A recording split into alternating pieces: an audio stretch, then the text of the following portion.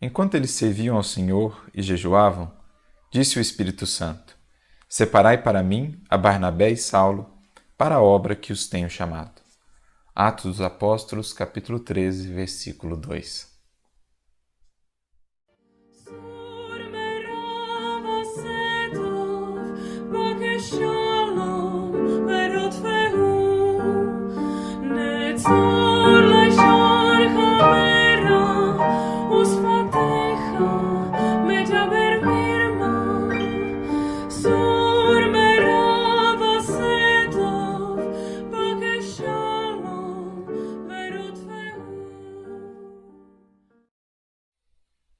Essa passagem nos narra o chamado ou a preparação de Saulo e de Barnabé para a importante tarefa que haveriam de assumir dali por diante, com a divulgação do Evangelho da Boa Nova em maior escala, por meio das suas viagens. Narra-nos a obra Paulo Estevão melhor o que se deu, dizendo-nos que ocorreu ali um fenômeno de voz direta, fenômeno mediúnico que era comum na comunidade de Antioquia, uma comunidade muito espiritualizada. Mas nós podemos buscar ir um pouco além, alcançando o sentido metafórico do texto. E um primeiro ponto que nos chama a atenção é justamente esse chamado por parte do Espírito Santo, para a obra que os tenho chamado. O Espiritismo vai nos dar ou nos trazer uma nova compreensão sobre o Espírito Santo.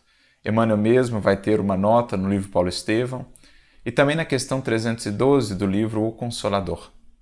Vai Emmanuel nos dizer que por Espírito Santo deveremos entender o conjunto dos Espíritos santificados, dos Espíritos superiores, elevados, que colaboram com Jesus na condução do planeta terrestre, na educação, na orientação dos seres humanos.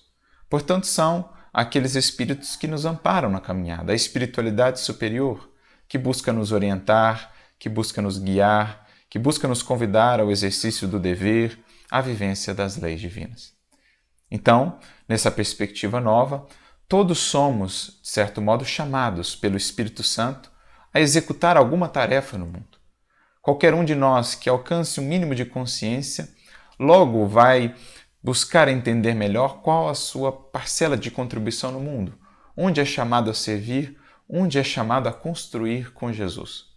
Todos nós que nos filiamos ao Evangelho, à doutrina espírita, que nos buscamos melhorar, que realmente entendemos já a necessidade da nossa iluminação à luz do Evangelho, todos trazemos este questionamento. O que espera Jesus de nós?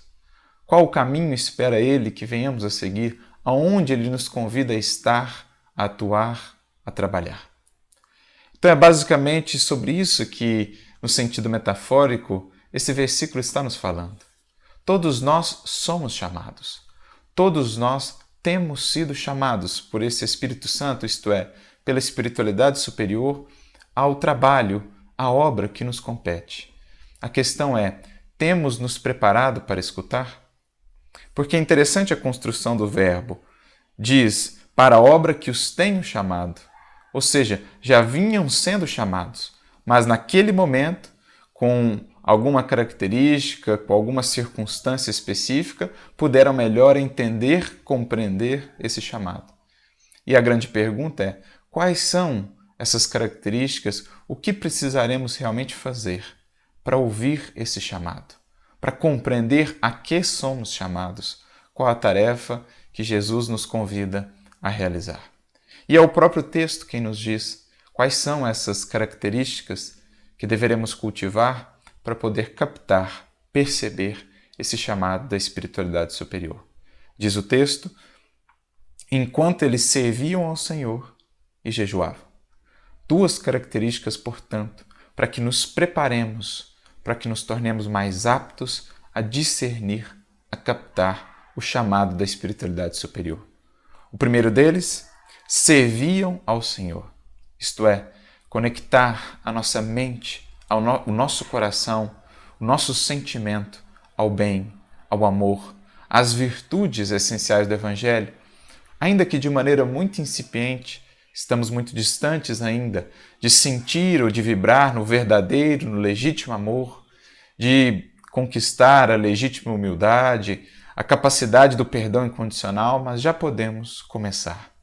E é justamente esse esforço, essa boa vontade de servirmos com Jesus, com todas as consequências que isso acarreta, porque é impossível realmente servir com Jesus se não nos dispomos minimamente a vibrar no amor, a buscar a humildade, o perdão, a compreensão, a misericórdia, enfim. Se não nos dispomos minimamente a desenvolver essas capacidades em nós, muito difícil se torna a nossa conexão com o Mestre, com a espiritualidade superior, para que possamos entender o que esperam de nós. Quais são os chamados que somos convidados a atender. Então, a primeira circunstância na nossa caminhada para que a gente entre em um contato mais profundo com os nossos benfeitores espirituais, para que a gente capte melhor as suas orientações, as suas inspirações, o primeiro recurso essencial será o de servir com o Senhor.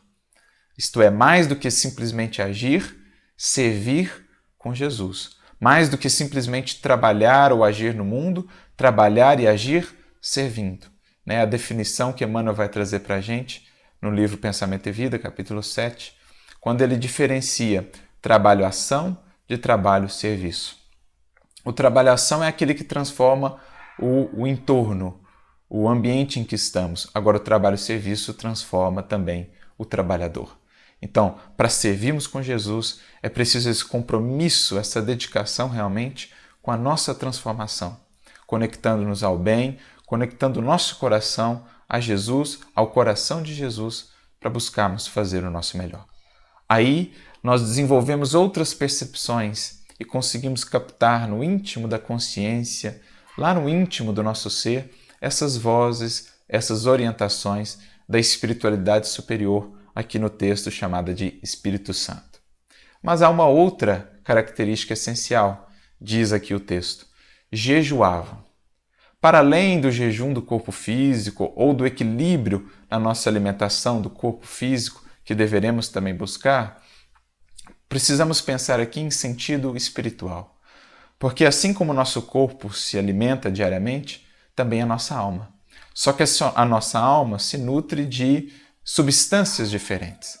Como Emmanuel, por exemplo, vai dizer no prefácio do livro Vinha de Luz, o homem busca ou se nutre de emoções. No livro Roteiro, capítulo 26, também ele vai nos dizer que estamos todos mergulhados ou imersos num oceano de vibrações, de pensamentos, de ideias, de sugestões, e que nós nos nutrimos dessa substância mental, como também está no capítulo 8 do livro Pensamento e Vida, Associação. Portanto, a nossa nutrição espiritual, ela é feita ou ela tem por base emoções, ideias, sentimentos, pensamentos. É disso que a nossa alma nos nutre. Mas, de um modo geral, a nossa nutrição nesse sentido é das mais desequilibradas. Muitas vezes mais desequilibrada até do que a nossa nutrição do corpo.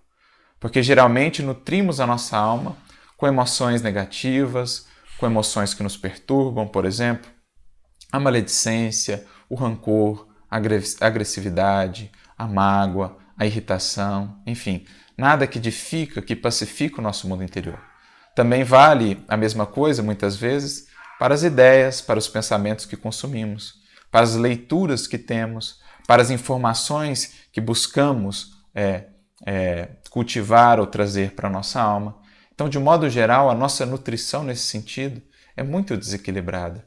E daí também a perturbação, a inquietação de nossa mente, que tem dificuldades muitas vezes de se concentrar, de se conectar com a espiritualidade superior e, portanto, de captar as orientações que nos chegam do alto, as inspirações que nos vêm de Jesus.